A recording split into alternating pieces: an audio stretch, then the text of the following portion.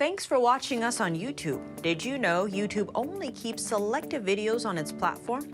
So if you want to make sure you get the full picture, just subscribe to our newsletter. Go to newsletter.ntd.com and sign up. It's free. Now a look at the latest on China's pandemic control. Security footage related to China's prevention measures sparked outrage on social media. The clip, captured inside a residential home, shows health workers striking a pet corgi while its owner was in quarantine and not at home. The dog was later killed off-screen. It's the latest example of extreme measures in the country's pursuit of zero COVID. Will Ripley has more, but just a warning, some viewers may find the following footage disturbing. Even in China, with some of the world's harshest pandemic protocols, what you're about to see crossed a line. Security footage from Southeast China Friday sparking outrage on Chinese social media, shared by a devastated dog owner. Some viewers may want to look away. COVID prevention workers forced their way into a locked apartment, one with a plastic bag, the other a crowbar. Did the leaders say we need to settle it right on the spot, one says? Yes, the other replies, before taking a swing at the head of a small corgi, cowering behind a table. The dog whimpers, runs to another room. The workers off camera finish the job. Absolutely heartbreaking, shocking, and totally brutal. And in your view, completely unnecessary. There is no justifiable reason why this should ever be done to a companion animal. The dog owner in quarantine. No pets allowed. A handful of people in her building tested positive for COVID. She tested negative. Her dog was never tested. Some Chinese cities like Shanghai allow people to quarantine with their pets. In many places, pet owners are forced to leave their animals behind.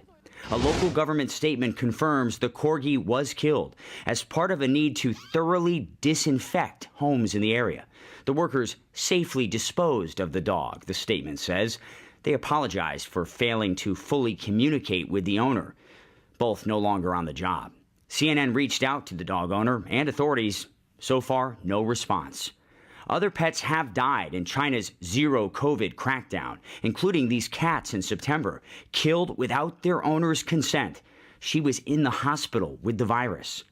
There's no scientific evidence that dogs and cats can spread COVID to humans. There is a risk if an infected person were to touch or handle a cat or a dog, but that would be exactly the same risk as if you were touching a doorknob after an infected person. Less than 3 months before the Winter Olympics in Beijing, China accused of extreme measures to fight a fresh outbreak.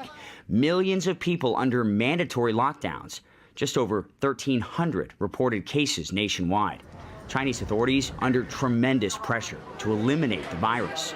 Some call this a heartbreaking example of unchecked government power in the name of public health. It's the first time Biden and Xi have met formally since Biden took office in January. U.S. officials described the tone of the meeting as respectful and straightforward, and China says the meeting was fruitful. The leaders of the two countries believe that the meeting was candid, constructive, substantive, and fruitful. That's what China's foreign ministry said on Tuesday after a virtual meeting between U.S. President Biden and Chinese Communist Party head Xi Jinping. Their talks on Monday ended with the two leaders agreeing they should tread carefully during a time of particularly high tensions. According to the ministry, China is confident it can maintain its strength, but is open to improving relations with the U.S., while both leaders restated long-standing policy positions on Taiwan and other issues. U.S. officials described the overall tone of the dialogue as respectful and straightforward. President Biden was clear where he believed that certain of the PRC's actions are potentially destabilizing, and he stressed the need to develop ways to manage strategic risk and to put into place common sense guardrails to ensure that competition doesn't veer into conflict.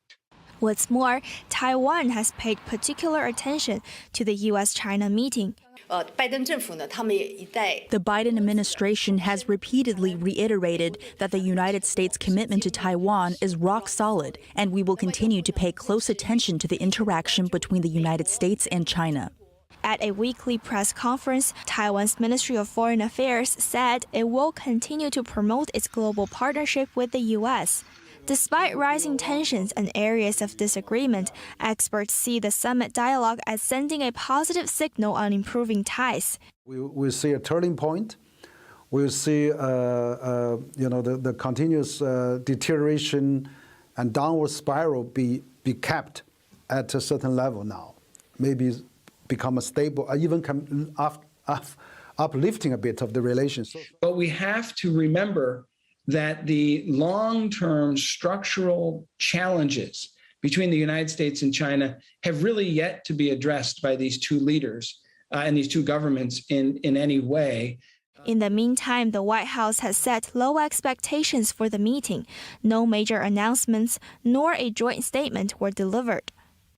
Parents stood alongside several members of Congress in Washington, D.C. They're demanding parental rights in their children's education. Many of them say they see a weakening of the family unit, and they're calling on parents across the nation to work hard to strengthen the sacred bond between parent and child. NTD's Melina Wisecup spoke with some of the parents and Congress members at the rally. I'm here right outside of the Congress building where parents from different states and cities across the nation have gathered to send a message to the government and public school systems across the nation. That message is to stop pushing for ideological transformation in the classrooms. Some parents even telling us that schools are going so far as to help students change their gender identity, but without the parents knowing about it. This policy says that public school can assist in the gender transition of your child without your consent. Gender transition program, 6 pages, deciding which bathrooms to use, which pronouns to use when they would go on school field trips, whether to room with boys or girls, and the parents had no idea. It's a new and dangerous way of thinking to think that the child should be taken from the safety and the protection of the parent and raised by the state instead. And with Congress right now working to pass a social welfare bill to fund universal pre-K, some are concerned these big government bucks will just ram these policies through government-run pre-K centers. Child care costs are expensive, preschool's expensive, some extra support sounds great, but parents should be warned. If the federal government becomes the primary funder of child care and preschool, it will be in control of what happens in child care and preschool. Some conservative members of Congress say the government should be looking not at more funding, but less. I'm all about cutting the funding. For God's sakes, the only thing that I've learned in my short 10 months up here in D.C. is follow the money, and if you pull the strings and you stop that appropriation, that gets their attention. And that's the way I look at things. So I think in Congress, focusing on removing a lot of these wealthy influences into the school district, a lot of money that often goes, for example, Merrick Garland's son-in-law. A lot of that money goes to his publishing company that's selling critical race theory to these schools. Representative Tinney echoed the message of these other parents. The current government and school systems are driving a wedge between parents and their kids. This thing that I did, apparently it has struck a blow against the communists, because that's who the real enemy is. That's who we are fighting against.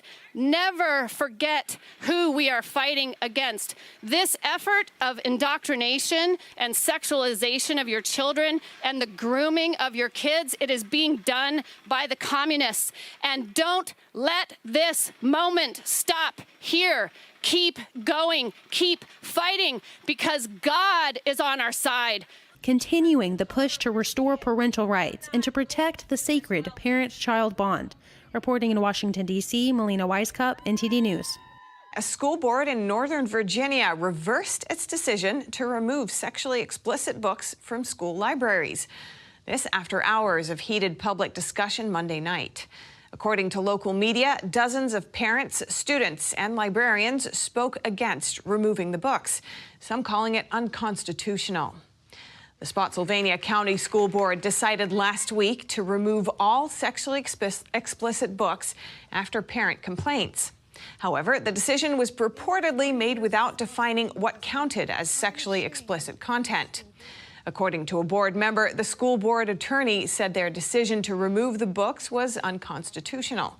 Speakers on Monday night expressed outrage over comments made by 2 school board members. They had remarked last week that some sexually explicit books should be burned.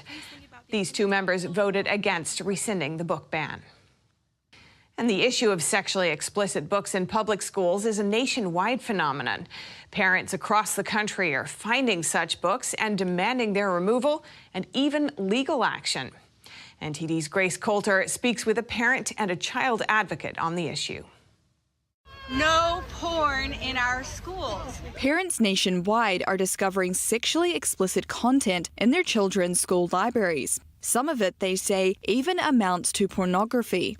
Outraged and horrified, they're taking action. A child is a child, and if you see this acceptable, you belong on a national registry and not a school board.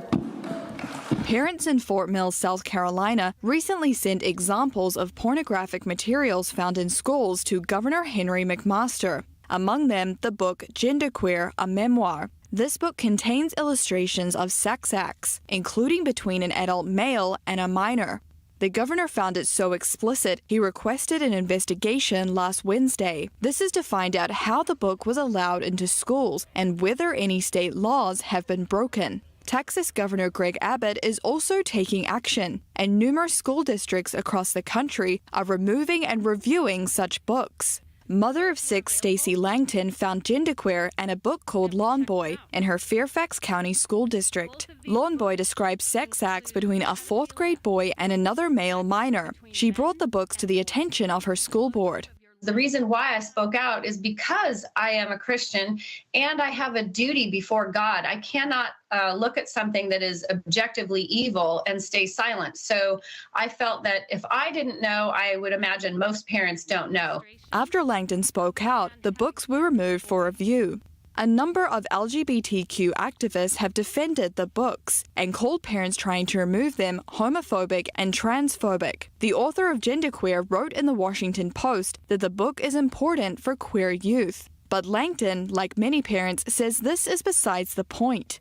I didn't care about the gender of the people depicted in the acts. I didn't care about the sexual orientation of the people depicted in the acts. It is about the fact that the acts depicted are pornography and pedophilia, and that is wrong objectively, and that has to stop.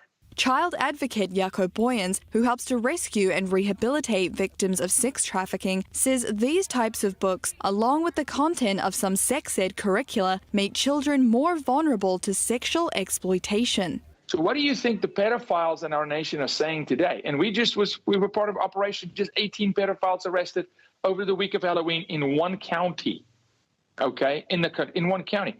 What do you think the pedophiles are saying? They're saying, thank you. Thank you for grooming the kid in the classroom. Thank you for introducing anal sex to the 10-year-old in the classroom, that now when I approach him with this topic on Instagram, on TikTok, the child doesn't have a radar that's up. The flag is not raised. This is normal. Oh, we talk about this in the classroom. Here's just another adult that wants to have a conversation with me. And so it goes. So it is destructive at a level we can't measure. Some parents are calling for legal action to be taken against their school boards for allowing such books, since they say obscenity laws have been violated. But Boyan says there's a loophole in obscenity law. He points out that a 1973 California court decision can allow for such books to be in public schools. All school districts have to do is claim that the material has serious literary value. Unless we call out the mechanisms they use and how they operate, you can't stop it. You're always late. You're always behind. We got to get ahead of it. The obscenity exemption statute has to be revised. We have to close the loopholes. We have to demand, every parent demand that the school show you the curriculum, the full curriculum. They have to, on the premises, show the full curriculum. But parents have not for decades even asked, what's my child being taught at school? But that's all changed over the last several months. Parents nationwide aren't only asking, they're demanding answers and change. Grace Coulter, NTD News. Boston's theater district welcomed Shen last night. The classical Chinese dance company attracted audiences from all walks of life. Let's take a look. Shen Yun's two performances on November 13th and 14th at the historic Bach Theater in Boston were highly anticipated. We loved the performance, the theater, the music, the dancing, the singing, everything about it. The aesthetic was totally unique, different than anything we'd seen before. Performance is fantastic. I've heard about it for years, and we finally get a chance to come see it. And, the musicians are fantastic. I thought the message is very positive. I've known for a long time that there's sort of a controversy in mainland China, and it's unfortunate because the message is very positive. Each year, Shen Yun tours around the world, but cannot perform in mainland China. That's because there are pieces depicting the Chinese regime's ongoing persecution of Falun Gong and other faiths. It's amazing and it's brave that they're doing this, because somewhere in this gigantic United States, the China that nobody likes is here wanting to stop this, and thank God they're not. So, because the show is amazing and they need to tell their story. Shen Yun has a mission to revive 5,000 years of Chinese culture before the Communist Party destroys it. When I first got the tickets, it's like, we're going to see something about China, and we don't always like China. But this is so good because it shows what China's all about. It's really amazing, yes. What the old China is, and it's all beautiful. It's great. Traditional Chinese culture is rooted in spirituality. Shen Yun aims to portray those ancient values on stage through classical Chinese dance. I thought it's really about hope, and it's about finding each other and having compassion with each other, and it's expressed in the dance and in the music and in the humor. So it was very enjoyable. Shen Yun will perform in New Jersey next weekend. NTD News, Boston, Massachusetts. A significant conversation between the U.S. and China without significant results. President Biden and Chinese Communist Party leader Xi Jinping met for about 3.5 hours in a video call. Both sides said they see basic communication as key to avoiding a major crisis, but the talk offered no breakthroughs. Good evening to everyone here in the United States, and good morning to you, Mr. President, in Beijing. In the latest and most anticipated virtual summit, U.S. President Joe Biden and Communist China's leader Xi Jinping sought a reset in relations on Monday. Both stressed open communication and friendly competition as they sat for hours of virtual talks. The virtual summit was aimed at relieving tensions between Beijing and Washington. Their relationship soured over trade negotiations, Beijing's expanding nuclear arsenal, and Taiwan, all topics covered in this meeting. Also addressed in the discussion were North Korea, Afghanistan, Iran, global energy markets, the climate, and the pandemic. It seems to me we need to establish some common sense guardrails to be clear and honest where we disagree and work together where interests intersect, especially on vital global issues like climate change.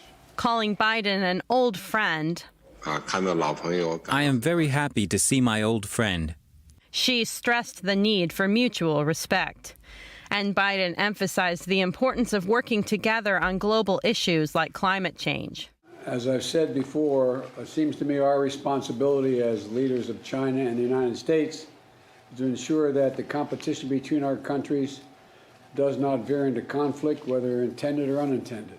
Just simple, straightforward competition. The White House said Biden also raised concerns over Beijing's practices in Xinjiang, Tibet, and Hong Kong, as well as its overall record on human rights. Prior to Monday's meeting, Xi and Biden had outlined competing global visions.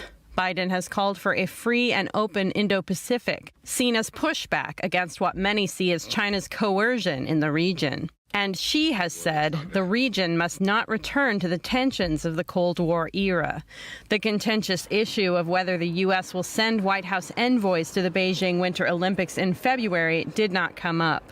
But they did reach a consensus on journalist visas. Chinese state media China Daily reported on Tuesday, China and the U.S. will ease restrictions on access for journalists from each other's countries. The Trump administration had imposed 90-day work visa limits on all Chinese journalists.